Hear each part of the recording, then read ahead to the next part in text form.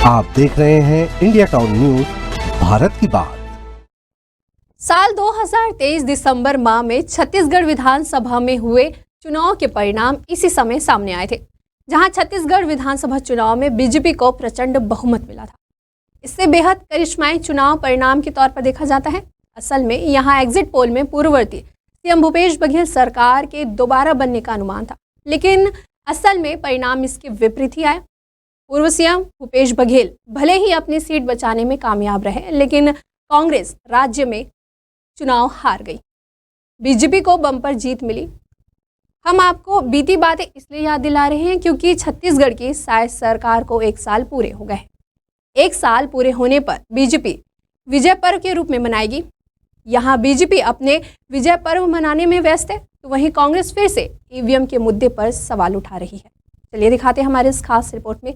नमस्कार, स्वागत है आपका इंडिया टाउन न्यूज़ में और मैं हूं आपके साथ रंजना राज।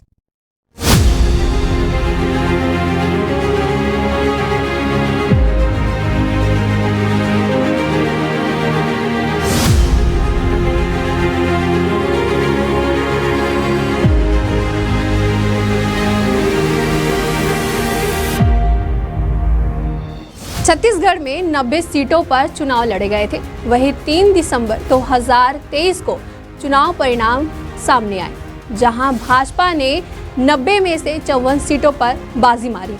बहुमत का आंकड़ा 46 पर रहा, जिसके बाद बीजेपी फिर से सत्ता पर काबिज हासिल करने में सफल रही।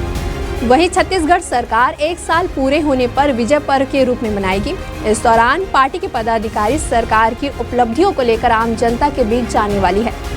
सरकार के 1 साल पूरे होने पर उप मुख्यमंत्री अरुण साव ने कहा, 1 साल ऐतिहासिक और उपलब्धियों भरा रहा है। वहीं भाजपा का कहना है कि असंभव सा काम भी विष्णु के सुशासन में हुए हैं। गांव और शहर के अवरुद्ध हुए विकास को फिर से गति मिली है। वहीं बीजेपी सरकार जनता के बीच जाकर अपने कार्यों को बताएगी।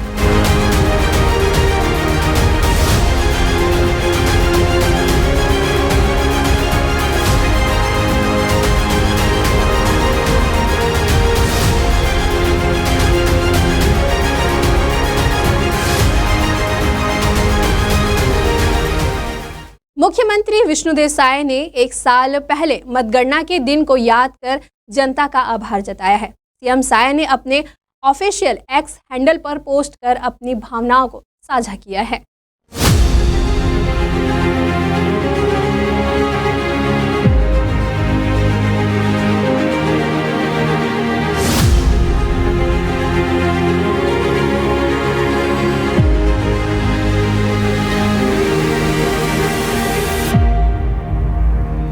सीएम साय ने अपने पोस्ट में लिखा कि आज ही के दिन पिछले वर्ष 3 दिसंबर 2023 का वह स्वर्णिम दिन था, जब आपने छत्तीसगढ़ के विकास, सुशासन और समृद्धि के लिए ऐतिहासिक निर्णय लेकर भारतीय जनता पार्टी को प्रचंड जनादेश दिया था।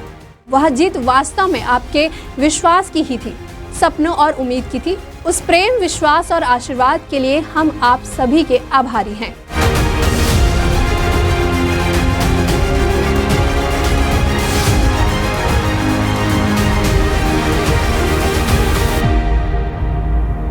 साय कैबिनेट की बैठक में बड़ा फैसला लिया गया है कि अब छत्तीसगढ़ में होने वाले नगरीय निकाय चुनाव में जनता महापौर और अध्यक्षों का चुनाव करेगी।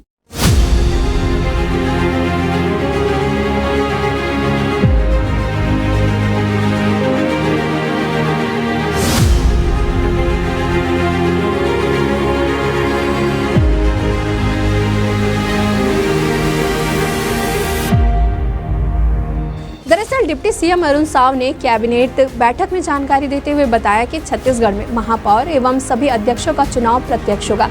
इस प्रक्रिया को 12 दिसंबर 2019 में बंद कर दिया गया था। अब जनता फिर नगरीय निकाय चुनाव में महापौर और अध्यक्ष का चुनाव करेगी।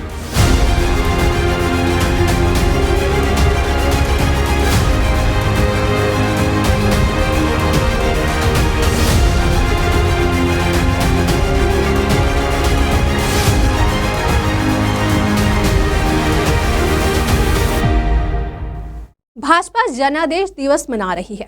इस पर पूर्व पीसीसी चीफ धनेंद्र साहू ने तंज कसा है और ईवीएम को लेकर फिर से सवाल खड़े किए हैं।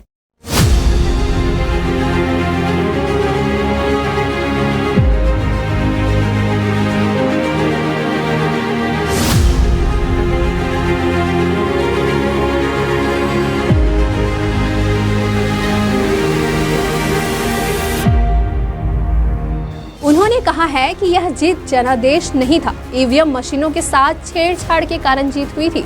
एक साल में सरकार ने प्रदेश के विकास के लिए क्या किया है, अपनी उपलब्धि बताते तो अच्छा होता, उसका उत्सव मनाते तो ठीक था। ये चुराई हुई जीत का जश्न मना रहे हैं।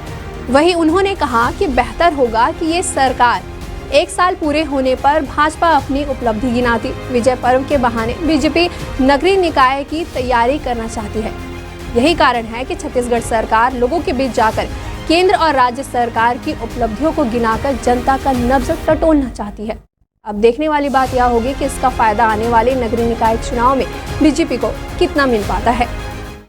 एक तरफ जहां भाजपा अपनी जीत का जनादेश दिवस मना रही है, वहीं कांग्रेस का ईवीएम पर फिर से छेड़छाड़ का आरोप लगाने का मुद्दा उठाना यह साबित कर रहा है कि शायद कांग्रेस अभी भी अपने हार का दुख नहीं भूल पाई है।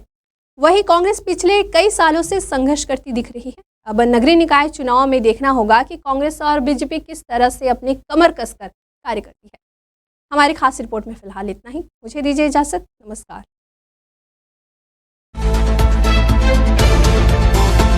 आप देख रहे हैं इंडिया टाउन न्यूज, भारत की बात।